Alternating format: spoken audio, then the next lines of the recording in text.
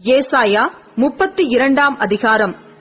இதோ ஒரு ராஜா நீதியாக அரசாளுவார், பிரபுக்களும் நியாயமாக துரைத்தனம் பண்ணுவார்கள். அவர் காற்றுக்கு ஒதுக்காகவும் பெருவெள்ளத்துக்கு புகலிடமாகவும் வறண்ட நிலத்துக்கு நீர்க்கால்களாகவும் விடாய்த்த பூமிக்கு பெருங்கன்மலையின் நிழலாகவும் இருப்பார். அப்பொழுது காண்கிறவர்களின் கண்கள் மங்கலாயிராது, கேட்கிறவர்களின் செவிகள் கவனித்தே இருக்கும்.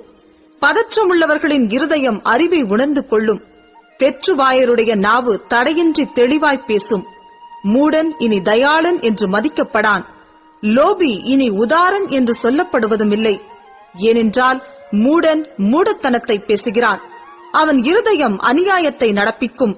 அவன் மாயம் பண்ணி கர்த்தருக்கு விரோதமாய் விபரீதம் பேசி பசியுள்ள ஆத்துமாவை வெறுமையாக வைத்து தாகமுள்ளவனுக்கு தாகம் தீர்க்காதிருக்கிறான். லோபியின் எத்தனங்களும் பொல்லாதவைகள். ஏழைகள் நியாயமாய் பேசும்போது அவன் கள்ள வார்த்தைகளாலே எளியவர்களை கெடுக்கும்படி தீவினைகளை யோசிக்கிறான். தயாள குணமுள்ளவன் தயாளமானவைகளை யோசிக்கிறான், தயாளமானவைகளிலே நிலைத்தும் இருக்கிறான். சுகஜீவிகளாகிய ஸ்திரீகளே, எழுந்திருந்து என் வார்த்தைகளை கேளுங்கள்.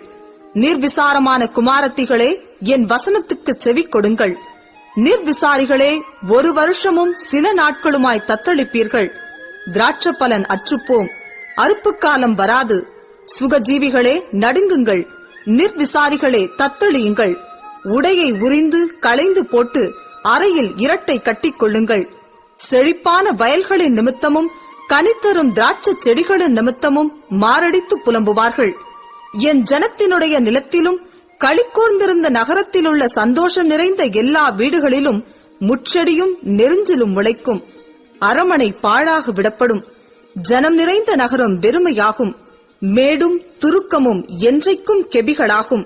அவைகள் காட்டுக்கழுதைகள் கடிக்கும் இடமாயும் மந்தைகளுக்கு மேய்ச்சலிடமாயும் இருக்கும். உன்னதத்திலிருந்து நம்மேல் ஆவி ஊற்றப்படும் மட்டும் அப்படியே இருக்கும். அப்பொழுது வனாந்திரம் செழிப்பான வயல்வெளியாகும், செழிப்பான வயல்வெளி காடாக எண்ணப்படும்.